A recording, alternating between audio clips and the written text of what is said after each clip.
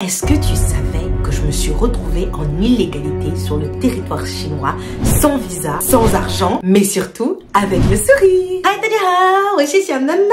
Alors aujourd'hui c'est une story time, je vais vous parler de mes aventures en Chine. Et cette aventure est assez particulière parce que j'ai vécu une scène les plus loufoques sur le territoire chinois, notamment à l'aéroport international où j'ai cru que j'allais être embarquée par la police gouvernementale nationale internationale de Chine parce que j'étais en illégalité. Je te raconte tout ça après le générique. Mais avant ça, si tu es nouveau sur ma chaîne, n'hésite pas à t'abonner, c'est gratuit car ici sur Siamama, on parle de la Chine du côté fun et aussi de temps en temps de moi en Chine ou en France parce que je m'appelle Siamama et que je suis un chaton.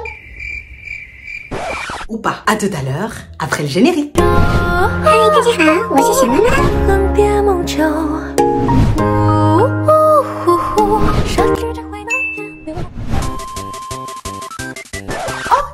Alors, re-bienvenue sur ma chaîne. Aujourd'hui, je vais te faire cette petite story time. Je vais essayer de la faire durer un petit peu, mais pas trop. Créer un peu de suspense, tu vois, pour te raconter ce qui m'est arrivé en Chine. Et pourquoi, moi, Siamama, me suis retrouvée en illégalité totale sur le territoire de Xi Jinping. À l'époque, en plus...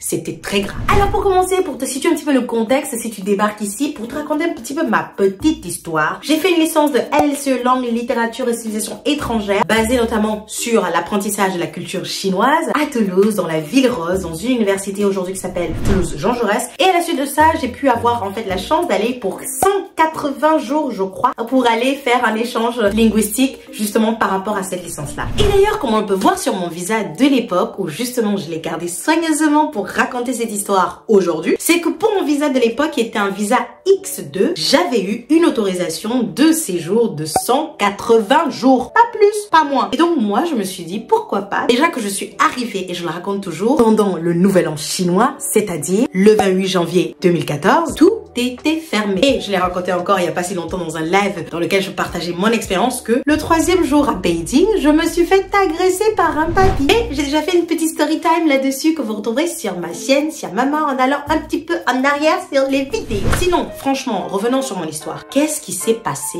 ce jour où je me retrouve à l'aéroport en situation illégale à devoir m'expliquer que j'ai dépassé les 180 jours et surtout que je n'ai pas d'argent pour payer l'amende ou peu importe ce qu'il fallait payer. Donc petite situation, je vous raconte. À l'époque, j'avais terminé dans mes 180 jours, j'avais un peu voyagé dans le nord de la Chine, dans le sud de la Chine, un petit peu par là à Chengdu, je suis allée voir les pandas, justement dans la province de Sichuan, j'ai fait Remeishan, j'ai fait Leshan, en fait ce sont des villes qui sont dans la province de Sichuan justement. Et après ça, je crois que j'avais été à Suzhou, à Hangzhou qui est pas loin de Shanghai. J'ai aussi fait Guangzhou dans la même foulée parce que à Guangzhou on mange super bien, tout le monde le sait, mais bien sûr c'est aussi le quartier, le coin pour faire les affaires, mais moi j'étais allée pour manger. Et il s'avère que j'ai pas vu le temps passer, je suis revenue à Beijing un matin comme ça là parce qu'il fallait reprendre l'avion parce que le billet d'avion approchait. Et dans l'auberge de jeunesse dans lequel j'étais, c'est le moment où je regarde justement en termes de billets d'avion, en termes de passeport ou sur les affaires et tout, que la go s'aperçoit qu'elle a dépassé les délais pour rester en Chine. Alors, inutile de vous dire que c'était la panique générale parce que bon, pour le coup, la première des choses que j'ai pensé à faire, c'est d'aller sur internet pour savoir qu'est-ce qui va se passer dans la mesure où j'ai dépassé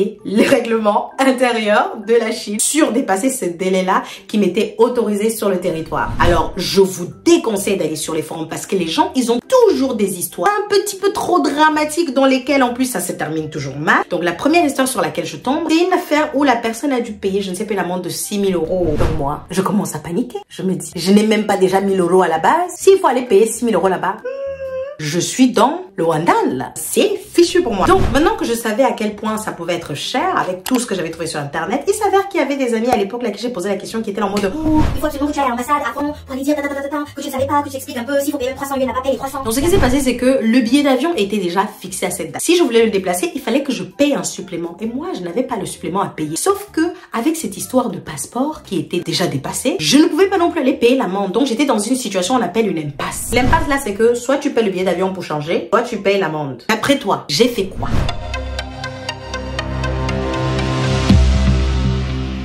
Bonne réponse, tu as trouvé. Alors la réponse c'est que à ce moment-là, j'étais vraiment dépourvue, je ne savais pas trop quoi faire. Donc je me suis dit quoi? Je mets la tête sous le sable. J'attends le jour J pour voir ce qui va se passer. et c'était une mauvaise idée. Donc par rapport à ce qui est écrit sur mon passeport, j'avais une autorisation de territoire qui était valable jusqu'au 15 juillet. Je m'aperçois rapidement que c'est le 18 juillet que je suis déjà en illégalité et je me dis ça va, c'est que 3 jours, mais qu'est-ce qui va m'arriver avec 3 jours? De toute façon, je vais rentrer en France, donc ce n'est même pas une histoire que j'ai voulu me cacher ici, que je ne voulais pas rentrer ou que je voulais être sans papier. Non, c'est juste qu'à un moment donné, peut-être que j'ai oublié de 3 jours. Bon, il va rien m'arriver. J'étais dans une situation où j'avais une bourse d'études et donc avec cette bourse d'études, je n'avais pas les moyens financiers de m'offrir un voyage à Taïwan ou à Shanghai pour aller en mode oui, je sors un petit peu pour revenir parce que mon visa est périmé. Donc du 15 au 18, je ne te mens pas, avec la folie et puis ce que je vois sur internet, ce que les gens racontent autour de moi, que je commence à paniquer en mode qu'est-ce que je vais pouvoir faire à l'aéroport? Et là, une idée brillante apparaît dans ma tête. Je me suis dit, je tiens le coup du siècle, c'est ce que je vais faire. Alors, qu'est-ce que j'ai fait d'après toi?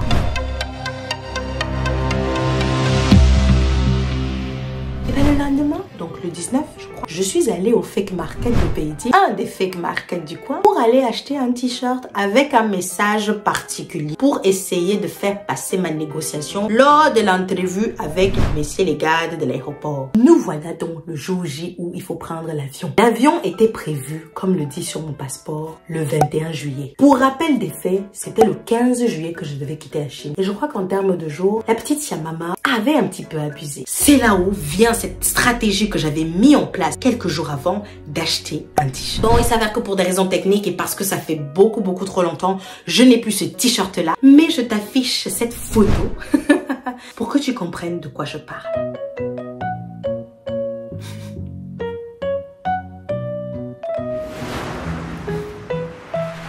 Alors, tu comprends très bien que j'avais eu la brillante idée que porter un t-shirt qui dit I love China expliquerait pourquoi je suis restée sur le territoire si longtemps. Crois-moi que tout le monde l'avait remarqué à l'aéroport. Déjà quand j'arrive avec le t-shirt, je suis là en mode hey, dégagez d'abord, j'ai peur un peu parce que je sais pas ce qui va se passer. Et je sais, tu sais, en Chine en plus, quand tu arrives à la frontière justement, tout est réglementé. C'est genre pas un moustique même n'est autorisé à voler. Le moustique il vole là-bas, il doit présenter ses papiers, présenter les papiers de sa famille. C'est tellement contrôlé que tu te dis pourquoi j'ai oublié que je devais rentrer plus tôt? J'ai tellement kiffé le voyage là que je suis restée si longtemps. Mais du coup, donc voilà, en fait, je me retrouve dans la queue à l'aéroport et je commence à approcher les gardes aux frontières avec mon fameux t-shirt I love China, avec toute la certitude du monde, toute la confiance du monde.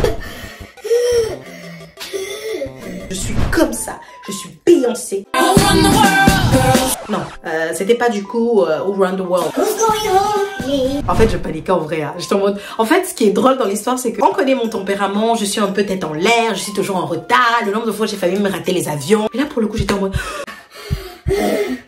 Donc, quand je me présente devant le monsieur, je me dis, foutu pour foutu, pas foutu. J'arrive en mode, hi, salut, tu es de mon ami. Ça ne marchait plus à ce moment-là. Par contre, un truc que je peux vous raconter qui est véridique, c'est que parler la langue à ce moment-là, ça m'a sauvée. Donc, j'arrive en face du monsieur. Il a l'air un peu jeune, il est rondouillé. Bon, j'ai pas de photo de la scène parce que tu t'imagines bien qu'au garde-frontière, les téléphones, c'est interdit. Et je fais en sorte de marcher comme ça. Tu vois, genre, bonjour. Je donne mon passeport. Le gars commence à feuilleter doucement. Il regarde, il me regarde. Il regarde, il me regarde. Il sent qu'il y a quelque chose. Moi, je sens qu'il y a quelque chose. Il sent que je sens qu'il y a quelque chose. Je montre mon t-shirt. Il sourit. Il s'arrête. Il me dit, t'es où? En anglais. Et moi, je réponds en chinois. Ouais, favor. Du coup, il me répond en chinois. Mais qu'est-ce que tu es venu faire en Chine? Et là, je me regarde, je dis, ben, ok, le gars veut parler. Je commence à lui raconter ma vie. Oui, je suis venue en Chine pour étudier parce que j'adore la Chine, tu comprends. Moi, j'étais là-bas en France et puis j'avais terminé mes études et puis je voulais venir continuer mes études ici. Le gars m'a dit, attends. Tu as quel âge? Il dit, mais c'est quoi l'âge? Ça fait chercher quoi dans l'histoire? Pour lui, j'étais vieille. Il m'a dit, mais pourquoi tu veux faire tes études en Chine à ton âge? Tu n'es pas mariée, t'as pas d'enfant. Sur le coup, je me dis, soit je me fâche, je gâche mon business et je me retrouve enfermée ou à payer une amende, soit je joue le jeu en mode oui, c'est vrai que j'aurais pu être mariée et puis bon, c'est pas évident de trouver un mari de nos jours. Hein. Moi, j'ai choisi les études, donc c'est pour ça que je suis venue étudier ici même. Je me suis dit, je vais me débrouiller toute seule. Le gars était mort de rire avec mon explication. Il me raconte lui sa vie. Oui, moi, j'ai ton âge, je suis déjà mariée, j'ai déjà mon enfant. Moi, j'ai même terminé mes études avant toi. Je comprends pas ce que tu fais des études ici encore. Il commence à se moquer de moi. Non mais vous imaginez la scène. Donc t'imagines même que la scène est un petit peu loufoque. Je me retrouve face à ce monsieur qui commence à me sermonner sur le fait que je sois trop vieille pour devoir faire encore mes études et devenir en Chine. À la place, je mériterais d'avoir un très bon mari et m'occuper d'un très bon enfant. Et moi j'étais là, en fait, entre l'envie de le dire, mais je fais ce que je veux de ma vie. Pour qui tu te prends? Et l'envie de dire, tu vois là, comme j'aime beaucoup la Chine, en plus je voulais même un mari chinois à la base, hein, je t'avoue, je suis même venue ici pour chercher un mari, mais c'était difficile de trouver, donc c'est pour ça que je rentre. Et justement sur cette histoire de rentrer, et là à ce moment-là il dit, mais tu as dépassé la date? Qu'est-ce qui s'est passé? Et là, je sens que le t-shirt commence à perdre ses super pouvoirs. Donc, je remets le t-shirt en place comme ça. J'ai dit, bon, l'histoire, c'est que je suis allée me promener à Chengdu. Il y avait les pandas et tout. J'ai trouvé les pandas trop mignons, tu vois. J'ai vraiment adoré. Je suis allée à Guangzhou. J'ai vraiment visité. Après ça, on est allé à Hangzhou. Le gars venait de Hangzhou. Le gars m'a regardé en mode... Oh shit! Oh, tu connais Hangzhou? Ah, tu connais Hangzhou, c'est bien. Tu connais quel divan? Bon, pour abréger, je vais pas raconter tout le voyage. Je vais juste expliquer, voilà, que le fait que je sois restée aussi longtemps sur la Chine, c'est parce que j'avais vraiment éprouvé beaucoup de tendresse, d'affection pour ce pays. D'où mon fameux t-shirt. C'est d'ailleurs pour ça que je porte le t-shirt. Et c'est à ce moment-là que je place genre... Donc c'est pour ça que je me retrouve en retard ici et que finalement bah j'ai pas vu le temps passer parce que c'est passé trop vite. Et franchement la conversation de parler à tu devrais te marier, tu devrais avoir des enfants ou qu'est-ce que tu fous là en tant que vieille fille de le faire encore tes études, ah oui je suis de Hangzhou et puis finalement rien, on sourit, on rigole parce que bah pour le coup c'était en fait très drôle comme situation, très loufoque comme je le disais. A few moments later. Il m'a fait le tampon, donc il m'a fait ce fameux tampon ici qui expliquait pourquoi bah j'étais du 15 puis au 21 juillet. Et finalement, bah, ça n'a pas tant servi que ça parce qu'une fois que tu es dans l'avion et que tu arrives à Paris ils s'en foutent clairement. Donc finalement, cette histoire s'est plutôt bien terminée. J'ai réussi à traverser la frontière. Mon t-shirt, je ne sais plus où il est, mais je sais que ça avait quand même permis de débloquer la situation. Donc il ne faut jamais hésiter à sortir les idées de ouf que vous pouvez avoir. Un t-shirt I love Thailand, t'arrives à l'aéroport. Ouais, notre go, elle adore notre pays. En tout cas, ce qui est certain avec les Chinois, c'est que lorsque tu montres que tu éprouves vraiment un intérêt pour la culture, pour leur culture,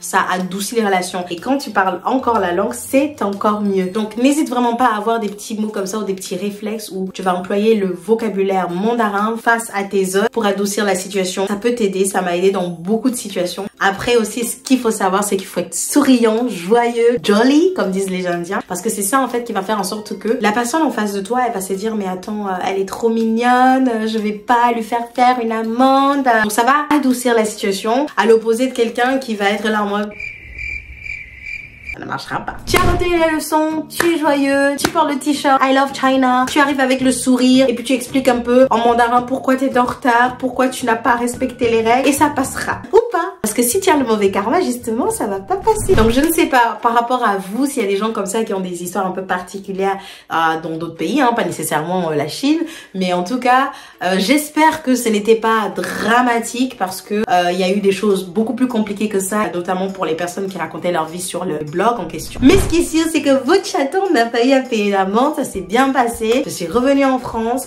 et puis je suis repartie en Chine. Je n'avais pas de casier judiciaire, toujours pas de casier judiciaire, tout se passe très bien. Donc voilà un petit peu pour ma story time du jour. J'espère que t'as aimé, j'espère que j'ai ce talent de raconter les histoires et de faire durer les suspense parce que des fois je regarde les story time, il y a des gens ils sont vraiment deux pour ça. Je ne sais pas si j'ai ce talent là, mais dans tous les cas j'espère que t'as bien rigolé parce que moi quand j'ai fait cette vidéo, bah, j'ai rigolé comme d'habitude. Alors n'hésite pas à me dire en commentaire si toi aussi t'as vécu des aventures loufoques, burlesques ou je ne sais pas quoi, grotesques à l'étranger. T'as réussi à t'en sortir ou pas. Et ce qui est certain, c'est que je te donne rendez-vous lundi prochain pour une nouvelle vidéo, pour une nouvelle aventure. On parlera peut-être de la Chine ou peut-être de moi, je ne sais pas encore. Mais dans tous les cas, tu t'abonnes, tu mets la cloche. Je te dis à la vidéo prochaine. Bisous, Namada. À la vidéo prochaine. Namada.